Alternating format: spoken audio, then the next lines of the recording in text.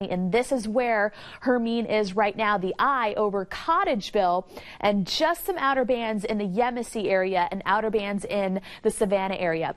Now, what we still have to deal with, the shaded areas of the Coastal Empire and Lowcountry, are the tropical storm warnings. And the pieces start to creep closer to I-16. So Tattnall County out of that warning, Candler County out of that warning, and so is Long County. But portions of Bryan, portions of Liberty, Chatham, Beaufort under that tropical storm warning. It says Monday, but it will be lifted before then. The National Hurricane Center does that as standard procedure. Tropical storm threats. There are still threats from Hermine. I just got a Facebook post saying I made it through the whole storm. It's past Chatham County and I just lost power. We still have to deal with damaging winds. So everything else is on the low scale, but those winds are still whipping, and I'll have the hour-by-hour wind forecast coming up for you in minutes.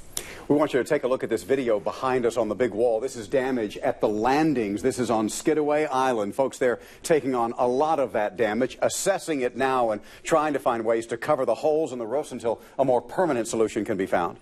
Our Russ Riesinger is joining us live from Skidaway Island now. Russ, how many homes were damaged out there? Well, Don and David, we're told that more than a dozen homes were damaged, most of that coming in the Marshwood section, which is one of the older parts of this exclusive gated community. Fortunately, there were no injuries, but that damage is consistent with a tornado apparently spawned by Tropical Storm Hermine.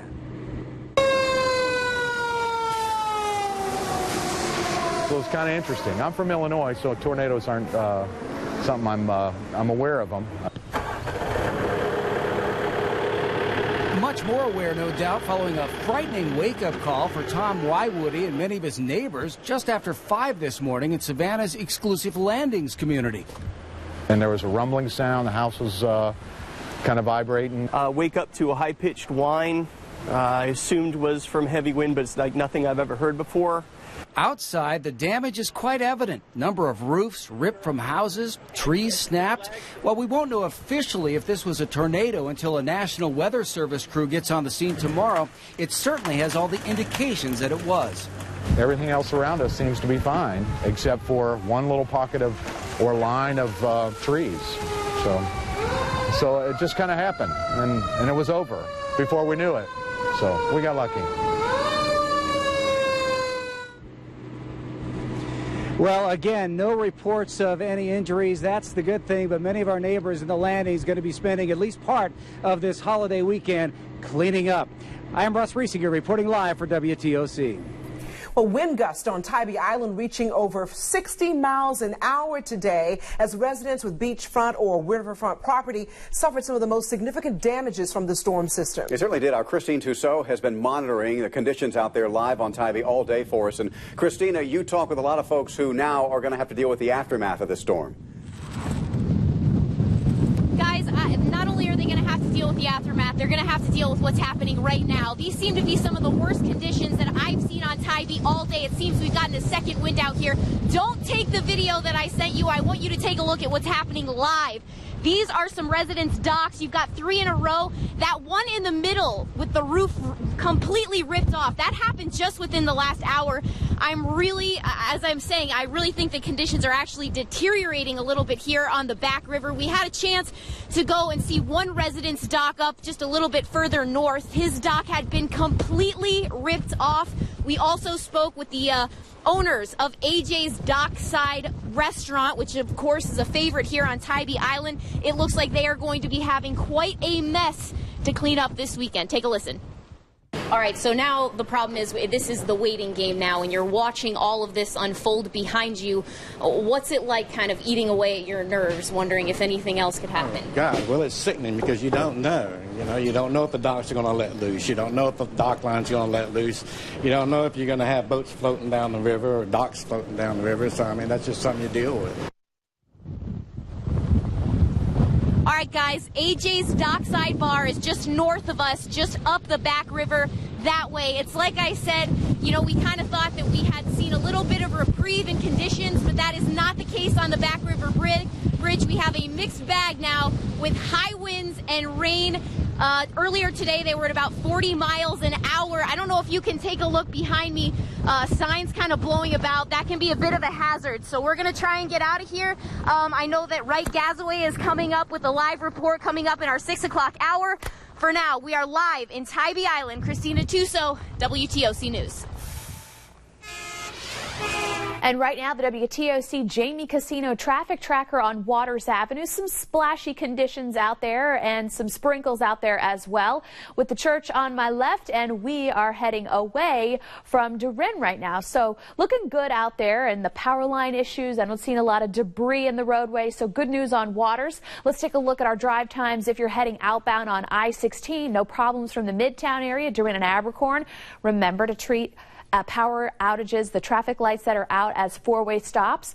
From there on out to the highway, 6 minutes from 516 to I-95, and then from there to Pembroke 14. So smooth sailing as you're heading westbound on 16 to destinations like Macon, Atlanta, and everything looking good in the weather department as well to the west. Well, an update now from Georgia Power. Let's take a live look at the outage map. As of 5 o'clock this evening, there are now more than 88,000 customers without power in Georgia, and more than 1,600 individual cases of damage, including broken poles and lines that the company is working to repair. Damage and outages are primarily concentrated in South and coastal Georgia, as you can imagine. If you are a Georgia Power customer and experience a power outage, you can call these numbers you see on the screen. Of course, we hope you're watching us on the app if you don't have power. And make sure you also know those numbers will be listed for you on WTOC.com. And Georgia not alone. South Carolina, SCE&G reporting more than 23,000 people are without power in that state right now. And just in the Lowcountry, some 6,000 people in the dark this evening. Of course, we'll continue to monitor the numbers and keep you posted as they grow or hopefully shrink. Those numbers. That's right. We have tons of video still coming into the 24-hour newsroom of the damage around our area. Yeah, I want you to take a look at this. WTOC viewer sending video of Tybee Island of a beach house there taking a real beating, a piece of the roof and the deck being torn off, leaving that just kind of flapping in the wind, as you can see. Not sure if between when that video, well, there goes the railing, was shot and now that roof is still intact, but it's not going to be for long given the winds that we just saw from Christina Tuso out there at Tybee Island. Luckily, we're told there were no injuries involved in that home. This is what you, John and Jamie, warned us about those damaging winds. And take a look at this. On Hilton Head Island, emergency responders have been called out to 2 trees on houses, 3 trees on cars and power lines, and 5 trees blocking roads on the island. The Hilton Head Emergency Operations Center is asking everyone to stay off the roads, if possible this evening, until all those trees can be removed safely. And they are asking residents to call 911, of course, if you spot any downed trees or power lines in your area. And this is a situation, of course, we've seen all over town, all over the Coastal Empire. This massive tree into a house in Savannah, 2 people inside at the time. When it happened early this morning, they were able to get out safely. That house, however, knocked off its foundation when that tree hit. That home has been deemed uninhabitable, so that family right now looking for another place to sleep tonight. And the popular tourist community in Florida's Gulf Coast will spend the Labor Day weekend with shovels, chainsaws, and a lot of elbow grease cleaning up the mess. We'll take you to the first town to greet Hermine.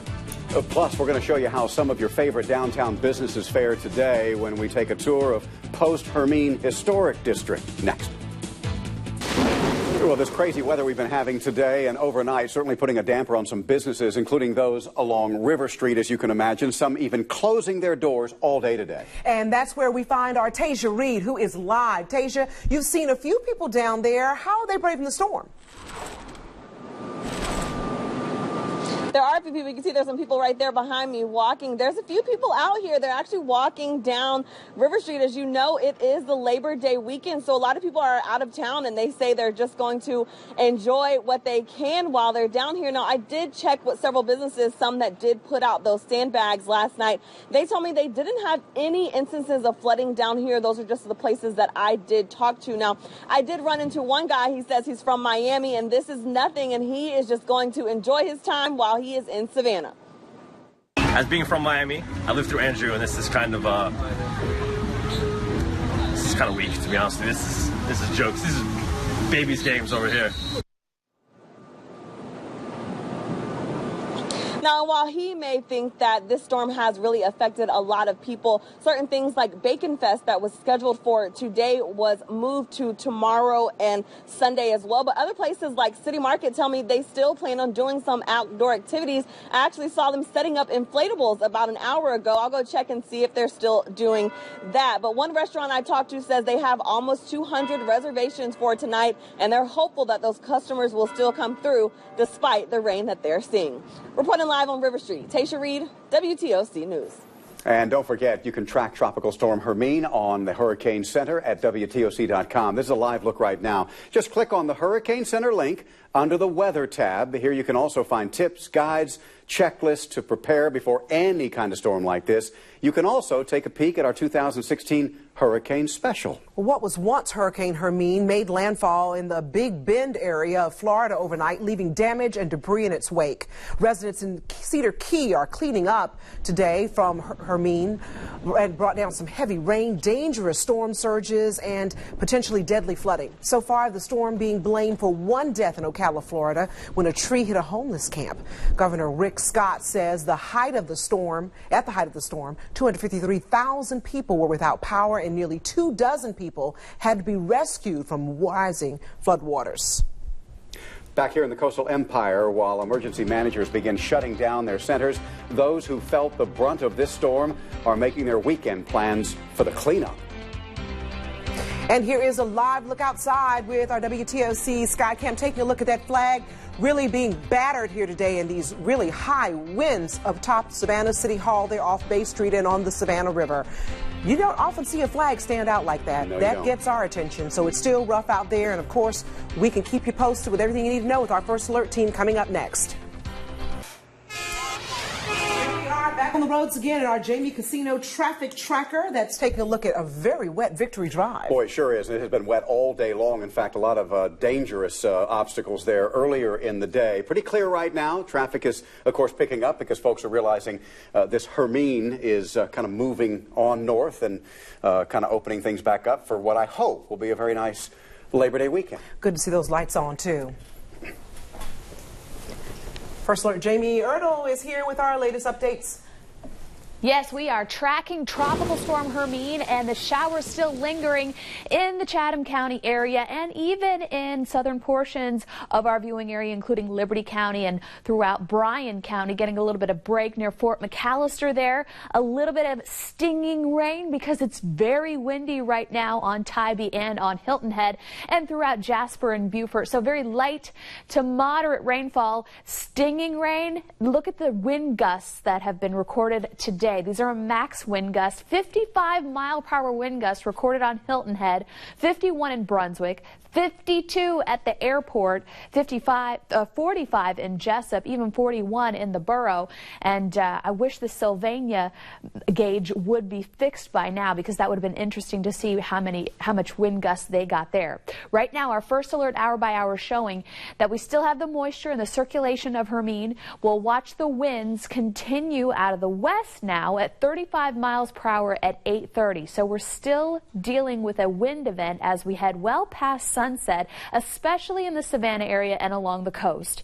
Then we start to dry out Saturday morning. Still seeing those winds westward, 22 miles per hour. So if you're still up and you hear a howling noise outside, that's still Hermine at our, what would you call it, back door or front door? It was a back door last night. Now it's at the side door, I guess. Then we head through Saturday morning. We're going to see sunshine. 69 degrees is going to be our morning low. I'm going to have to check our records to see when the last time we hit 69. And a northwest breeze at 15. And then those breezes, boom, they're gone. And by lunchtime, we'll see a little bit of clouds streaming in from the west and south, but we will be dry. Now, further to our south, we still have moisture and still some bands wrapping around in the Charleston area. So if you do have travel plans north or south, it may still be a little wet still from Hermine, but we should be fine. As we head through the rest of the evening, look at some of our visibilities because of the mist out there. So we have a 2-mile visibility in Statesboro. At the airport it's 8, but on Hilton Head it's 4, and it's reduced visibility on Tybee as well. Then Hermine moves out. Our visibilities start to look good, and then a little bit of patchy fog could develop from 2 to 5. And then as we head through the sunset hours or sunrise hours, we're going to be fine. This is what I'm talking about with the visibility. It's a live look through our Hilton Head Resort Spa Skycam. This is tomorrow's beach forecast as well. We do have a moderate risk of rip currents forecasted, but please make sure wherever beach you go, from Jekyll to Hilton Head to Tybee, that you check the flags that the lifeguards are flying, and temperatures in the low 80s with a north breeze. So you might even want to bring like maybe a jacket to the beach. I always bring like a little sweater cover up, whatever. Forecast highs for tomorrow. South of the Altamont still going to be cool. 85 Baxley, 87 Jessup, 83 St. Simons, 86 in the city, 86 in the borough, 88 Ridgeland, Hardyville, 86 Beaufort, but it says 89 on Hilton Head, so maybe a little bit warmer. Heading through the weekend, we are looking great for Labor Day. High of 89. That'll be the warmest of our 3-day weekend. And check it out. Just a 10% chance of a sprinkle, mainly to the south of us. But guess what? No rain chances through the 7-day. Looking forward to drying out, Jamie. We continue our team coverage of Tropical Storm Hermine. Yeah, WTOC Bureau Chief Dow Kennedy in Bullock County now for us. He's at the Emergency Management Agency there. Dow, what can you tell us?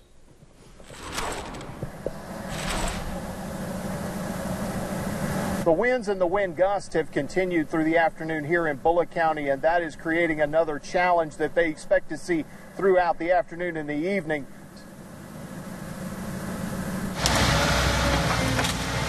Ground now has gotten soft from the moisture, and with the wind increasing, we're going to start to see some trees falling now. So I would expect for the next couple of hours to be responding to trees down.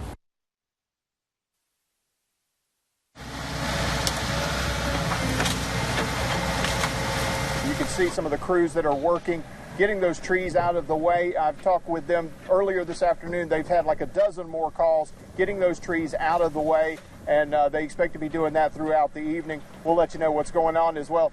Other cases in Scriven County, Wayne County as well. We'll have some details on those throughout the evening. Live in Statesboro, Dow Kennedy, WTOC News. All right, let's take a live look at our Skycam, riverfront Skycam there. Still a little moisture on the lens, but hopefully that's going to be drying up, as you just heard. Yeah, as you just heard Jamie saying. Looking forward to a great weekend ahead. We're going to have more coverage on Hermine after the break. Welcome back, everyone. Continuing our coverage of Tropical Storm Hermine now. North Carolina officials are getting their emergency crews geared up ahead of this storm. North Carolina Governor Pat McCrory has declared a state of emergency for 33 counties in the state. The governor says although the storm is deteriorating, they would rather be prepared than surprised.